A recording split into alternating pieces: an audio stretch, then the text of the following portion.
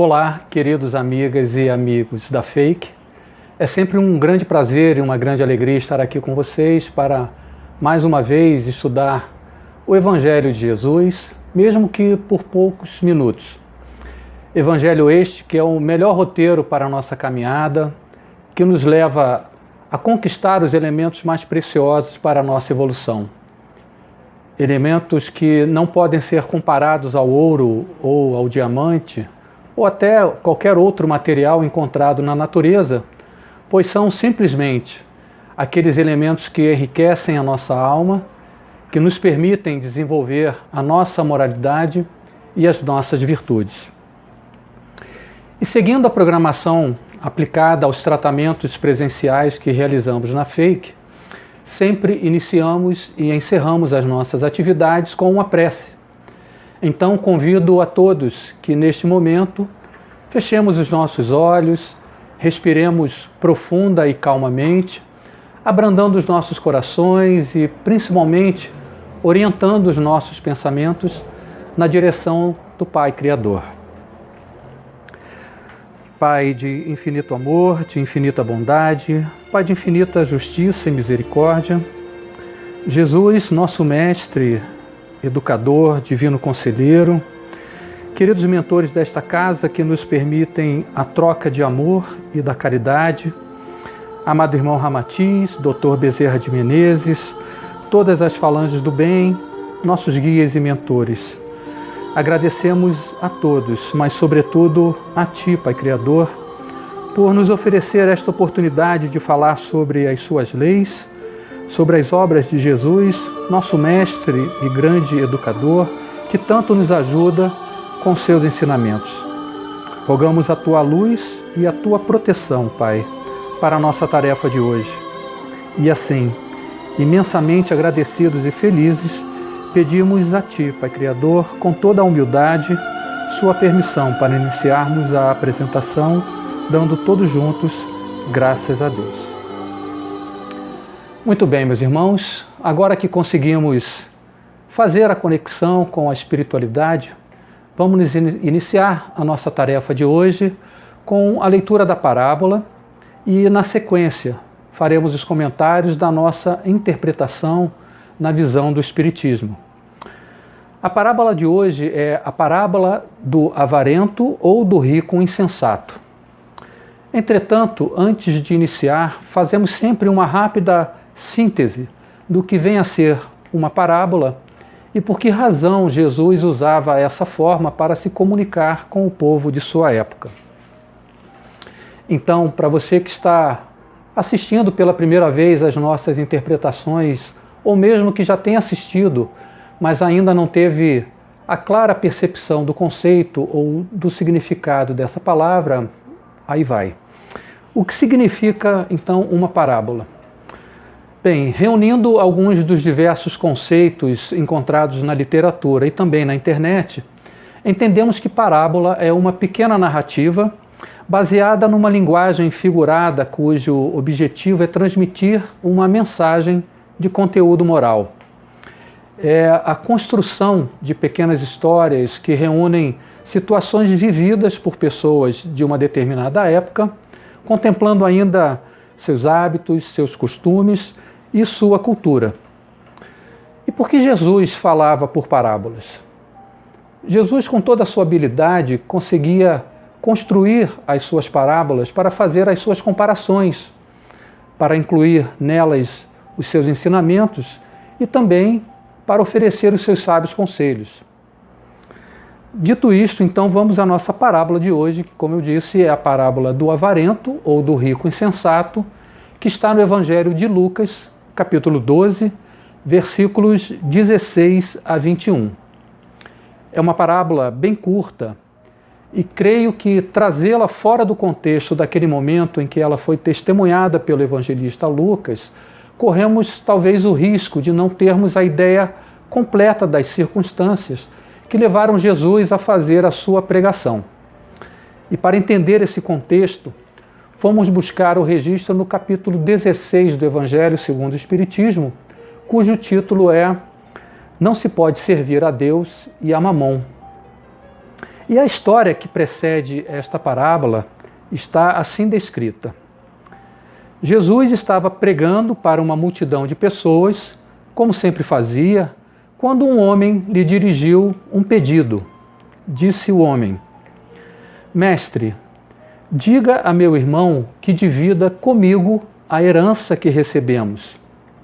E Jesus imediatamente falou àquele homem: Ó homem, quem me designou para vos julgar ou para fazer as vossas partilhas?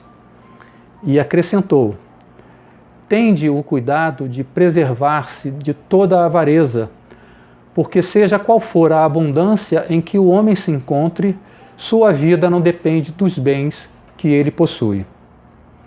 E contou para eles uma parábola dizendo: A região de certo homem rico produziu abundantemente. E arrazoava em si mesmo: Que farei, porque não tenho onde recolher os meus frutos? Disse: Farei isto: derrubarei os meus celeiros, edificarei maiores e recolherei ali todo o trigo e os meus bens. E direi à minha alma: Alma, tens muitos bens armazenados para muitos anos. Repousa, come, bebe, deleita-te. Mas disse-lhe Deus: Insensato, nesta noite requisitam a tua alma de ti, e o que preparastes, para quem será? Assim é o que entesoura para si mesmo, mas não está enriquecendo para Deus.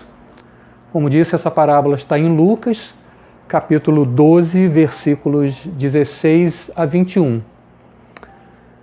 Antes de entrar no comentário, eu gostaria de abrir aqui um parênteses para destacar duas questões muito interessantes. A primeira é que podemos observar a fantástica habilidade que Jesus tinha de transformar uma simples pergunta ou um simples pedido num grande ensinamento ou numa grande advertência, como foi o caso da história relatada. Perceberam isso? Jesus, em vez de simplesmente responder ao pedido daquele homem, fez uma parábola que apresenta um ensinamento para todos nós até os dias de hoje e não apenas para aqueles que estavam naquele momento. Segunda, precisamos também revelar um fato aparentemente oculto na história, mas que é fundamental para entendermos a reação de Jesus ao pedido daquele homem. Por que razão Jesus respondeu ao homem com uma pergunta? Lembram-se, o pedido que o homem fez a Jesus foi para ele dizer ao seu irmão que deveria dividir a herança com ele. E Jesus disse a ele: Ó homem, quem me designou para vos julgar ou para fazer as vossas partilhas? Então vamos entender. De acordo com a interpretação de Haroldo Dutra, que estuda de forma profunda não apenas as parábolas, mas enfim todos os ensinamentos de Jesus, naquela época a lei estabelecia que a divisão de bens deveria, de certa forma, privilegiar o filho mais velho, o primogênito. Portanto, pela lei, a herança deveria ser dividida em 3 partes, sendo que 2 partes eram dadas ao filho mais velho, ao primogênito, e a diferença, ou seja, uma parte ou 1/3, era dada para o restante da família. Daí, podemos concluir que aquele homem que fez o pedido a Jesus era sim o filho mais novo, que certamente não concordava com aquela divisão e provavelmente estaria tentando se utilizar da palavra de Jesus, uma pessoa admirada e com grande conhecimento de justiça, naturalmente, para convencer o seu próprio irmão. Isso por si só já demonstrava a inveja do irmão mais novo, pois o seu irmão primogênito, mais velho, ficaria com a maior parte da herança. Além também, óbvio, da ganância e da avareza, por querer receber aquilo que, por lei, não era seu de direito. Então, dando sequência, vamos agora fazer um rápido resumo da parábola, não apenas para tentar construir mentalmente a cena do acontecimento, mas também para trazer um esclarecimento sobre algumas palavras que eram mais utilizadas naquela época e que deixaram de ser por conta do tempo, sendo naturalmente substituída por outras. Portanto, vamos ao resumo. A parábola do avarento ou do rico insensato começa com Jesus contando a história de um homem rico, certamente dono de terras, que conseguiu obter uma produção bastante numerosa e bem abundante através, claro, do seu próprio trabalho empregado no cultivo do trigo. Logo na sequência da frase de abertura, já nos deparamos com um trecho interessante e que merece aqui um comentário. Diz assim: "E arrazoava em si mesmo, que farei, porque não tenho onde recolher os meus frutos." Para darmos um sentido claro ao trecho desta frase, arrazoava em si mesmo, isso quer dizer que o homem falava sozinho, falava para si mesmo. Arrazoar dentro desse contexto pode significar argumentar, discutir ou conversar, como foi o caso. Considerando então toda a frase, o homem se perguntava, a ele próprio o que deveria fazer com toda aquela produção de trigo, já que ele não tinha um lugar adequado e suficiente para guardá-la. Em seguida, num breve espaço de tempo, ele já responde à sua própria pergunta com a seguinte solução.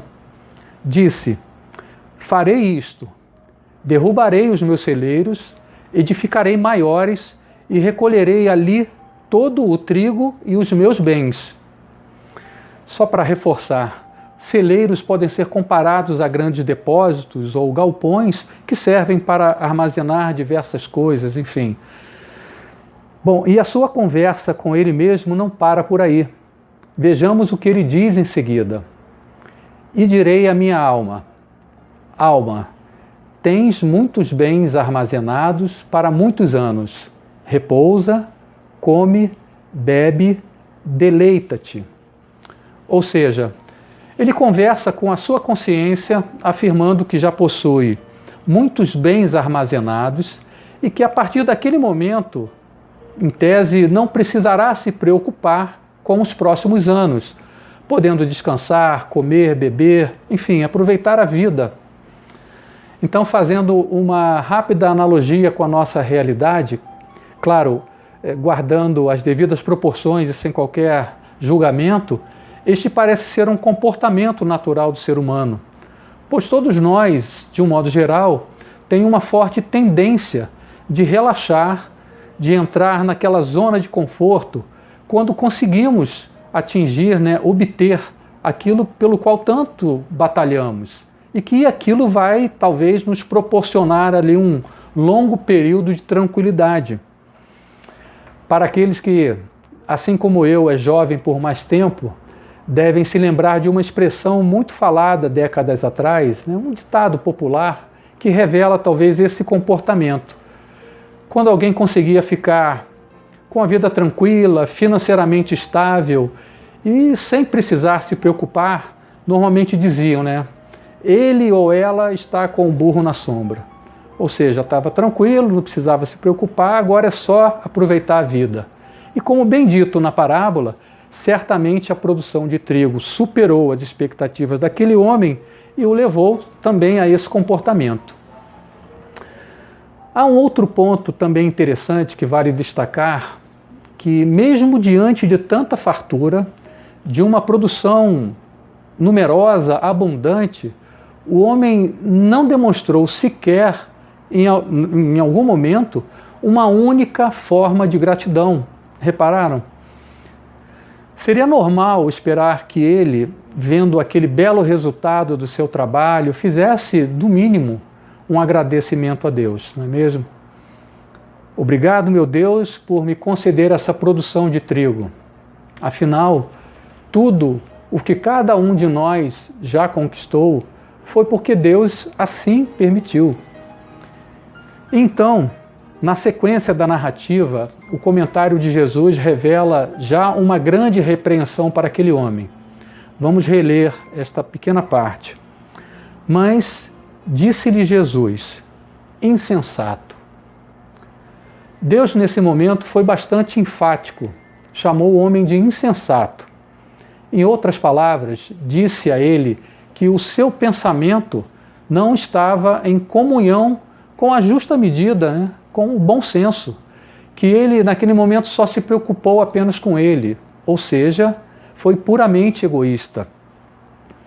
E na mesma frase, Deus faz ao homem a seguinte indagação: nesta semana requisitam a tua alma de ti, e o que preparaste? Para quem será? O que Deus disse foi muito direto: homem, se você desencarnar nesta noite, para quem ficará os bens que você juntou? Mas será que essa repreensão de Deus faz realmente sentido? Vamos ver.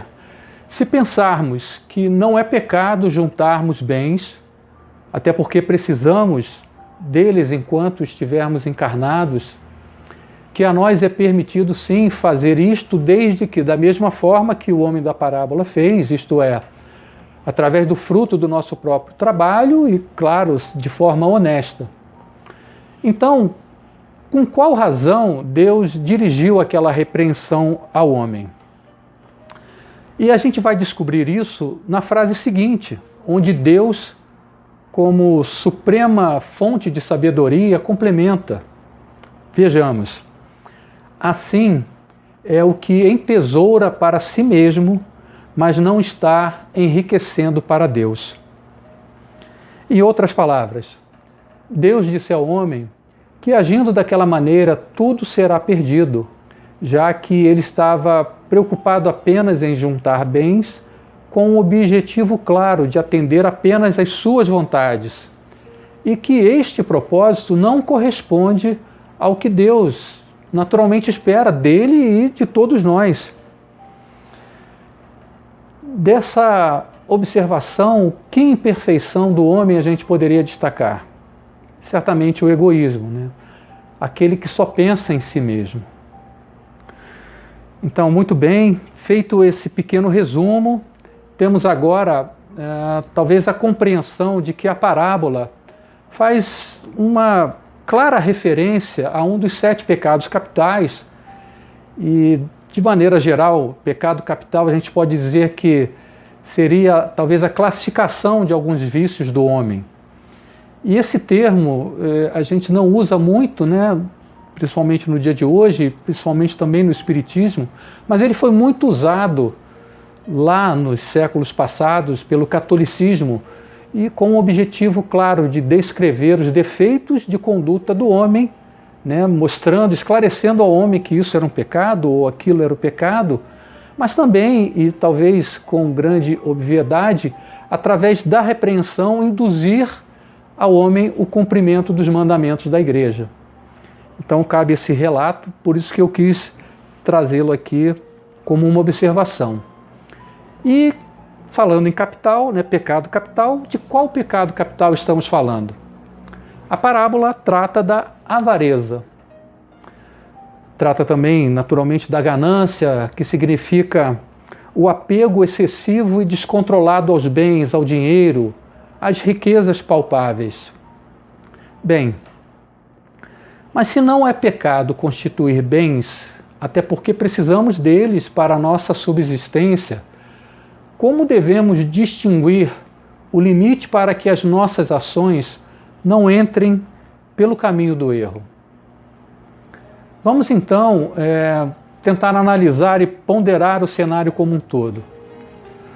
Deus, em sua infinita bondade e amor, criou todos nós, toda a humanidade, seus filhos, da mesma maneira, simples e ignorantes, com o propósito de que possamos evoluir e atingir, com os nossos próprios meios, a felicidade. Deus nos oferece a cada dia que amanhece uma nova página em branco para que escrevamos ali a nossa história. E o melhor de tudo, Deus nos dá o livre-arbítrio, isto é, temos o direito de escolher e fazer aquilo que quisermos. Ele nos dá também a oportunidade de aprender com os nossos erros, nos oferecendo quantas encarnações sejam necessárias para isso. Deus estabeleceu com a sua sabedoria suprema as leis que regem o universo, as quais precisamos apenas entendê-las e cumpri-las. Então temos a lei do trabalho, temos a lei da encarnação, temos a lei da causa e efeito. Então, quando não escolhemos de forma acertada, certamente vamos ter ali que compensar algo. E essa lei do trabalho é a lei que nos permite obter os recursos suficientes para atender às nossas necessidades básicas da vida física, como comer, beber, vestir, nos abrigar, claro, com segurança, sim, com conforto também. Não há em qualquer literatura algo que faça observação contrária a isso. A lei do trabalho, por determinação divina, ela define que o homem deve conquistar tudo isso com o seu próprio suor, né, com o seu próprio esforço. E isso é uma bênção, porque de outra forma não haveria mérito nas nossas conquistas. Com a oportunidade do trabalho, a humanidade consegue avançar e progredir. A humanidade consegue se desenvolver socialmente, cientificamente e também, e talvez o mais importante, moralmente. No entanto, por ainda não ter atingido um nível de moralidade adequado, o homem também desenvolve em paralelo outros sentidos que o fazem se distanciar daquele caminho esperado por Deus. De forma inconsciente, ele acaba se deixando levar pelos prazeres ilusórios que os bens materiais oferecem e exercem sobre nós, e corrompidos e seduzidos por esse fascínio, iniciam um processo ambicioso e insaciável pelo desejo de ter. A sua principal preocupação passa a ser de acumular bens e riquezas com a ideia de que isso lhe dará segurança e tranquilidade. Talvez este seja um comportamento comum de quem ainda não teve a perfeita compreensão de que somos espíritos imortais e, portanto, fique a falsa ideia de que, tendo apenas uma vida, precisamos acumular bens para o nosso proveito. No Evangelho de Mateus, capítulo 6, versículo 19 a 21, essa mesma advertência de Deus, ela foi repetida por Jesus quando disse, vamos ler aqui: Não ajunteis tesouros na terra, onde a traça e a ferrugem tudo consomem. Ajuntei tesouros no céu, onde nem a traça nem a ferrugem consomem. Porque onde estiver o vosso tesouro, aí estará também o vosso coração. Qualquer comportamento diferente dessa belíssima instrução de Jesus leva o homem de maneira involuntária a se tornar obsessivo pela necessidade de possuir, de ter cada vez mais e mais, de querer aumentar de forma exageradamente as suas posses. E isso vai, digamos, silenciosamente transformando-o numa pessoa avarenta, gananciosa, mesquinha e egoísta. E a consequência natural é que o homem seja, por vezes, imobilizado por este pecado capital da avareza e não consegue praticar ou desenvolver qualquer sentimento de generosidade, de altruísmo, de caridade. Uma coisa faz sombra à outra. Elas não conseguem fluir juntas em harmonia. A avareza faz com que o homem se esqueça de que esses tesouros puramente materiais que temos aqui na Terra serão deixados exatamente aqui, no instante em que voltarmos à nossa pátria, a pátria, a verdadeira pátria, né? O mundo material, o mundo espiritual. Isso vai ocorrer no momento em que a nossa alma for requisitada, assim como foi dito ao homem da parábola. Portanto, precisamos sempre nos lembrar que tudo aquilo que temos ficará aqui, mas tudo aquilo que somos levaremos conosco.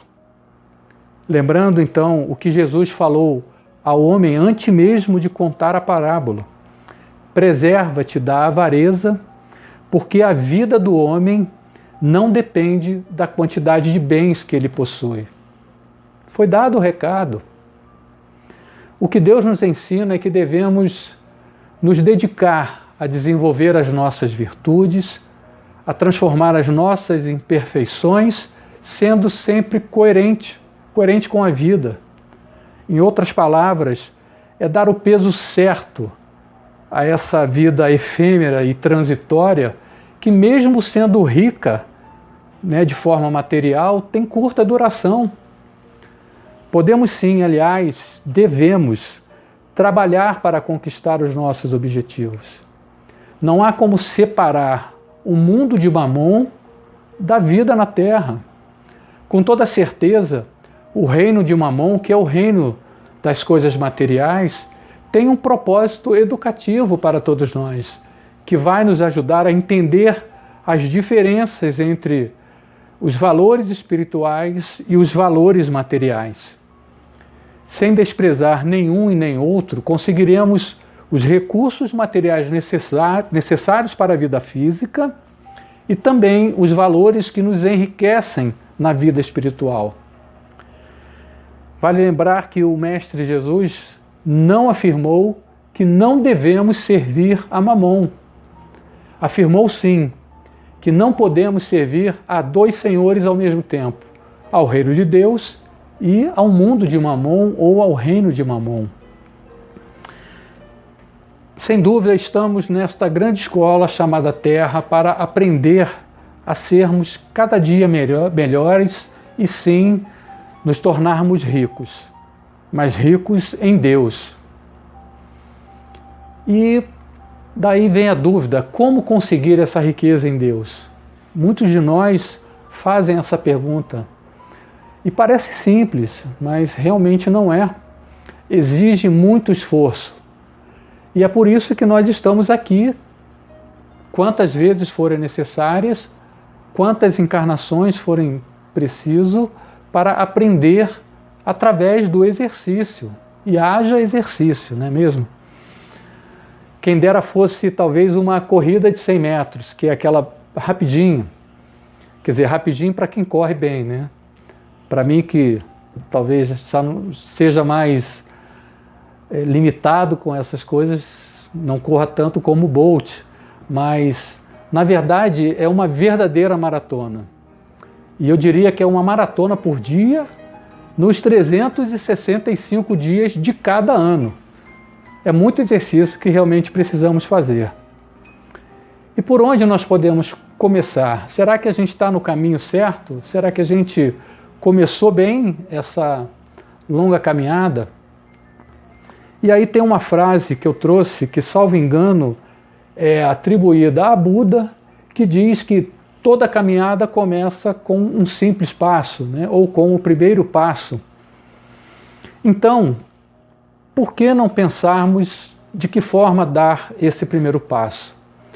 Por que não darmos esse primeiro passo começando com a prática do mandamento maior ensinado por Jesus? O capítulo 16 do Evangelho segundo o Espiritismo, que tem como título Amar o Próximo como a Si Mesmo, nos revela um outro registro muito valioso feito pelo evangelista Mateus. Esse apontamento ele encontra-se no capítulo 22, versículos 34 a 40, e diz o seguinte: os fariseus se reuniram e foram até Jesus, e um deles, que era doutor da lei, lhe propôs a seguinte questão: Mestre, qual é o maior mandamento da lei? E Jesus prontamente respondeu: amarás o Senhor teu Deus de todo o teu coração, de toda a tua alma e de todo o teu espírito. Este é o maior e o primeiro mandamento. E aqui tendes o segundo, semelhante a esse: amarás o teu próximo como a ti mesmo. Toda a lei e os profetas se acham contidos nestes dois mandamentos. Fica claro, meus amigos, então, que o maior mandamento que Deus estabeleceu para toda a humanidade é amar o próximo como a si mesmo. O que, em outras palavras, significa fazer pelos outros exatamente aquilo que gostaríamos que os outros fizessem por nós. Este princípio ensinado por Jesus é também, sem sombra de dúvida, talvez a maior e mais completa expressão da caridade. Ele é tão importante que se tornou, diria, a regra número 1 de várias religiões. E eu trouxe aqui alguns exemplos para mostrar, para apresentar para vocês. Então, no cristianismo, naturalmente, faça ao próximo aquilo que gostaria que vos fizessem. No hinduísmo, não faças aos outros aquilo que, se a ti fosse feito, causaria dor. No judaísmo, não faças ao teu semelhante aquilo que para ti mesmo é doloroso. No confucionismo, não faça aos outros aquilo que não queres que te façam. Além destas religiões, este mandamento é encontrado em várias outras. Claro, escrito talvez de formas diferentes, mas, no entanto, sem alterar a sua essência ou o seu princípio moral.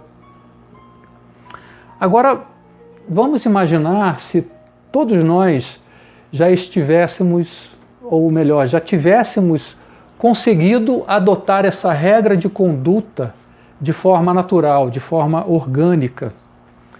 Certamente já teríamos talvez alcançado um nível de compreensão que nos permitiria viver em maior harmonia, viver em paz, viver em união, viver em justiça. Por certo que ainda não chegamos lá. Por enquanto, fica ainda apenas nessa imaginação, mas sem dúvida já demos o primeiro passo.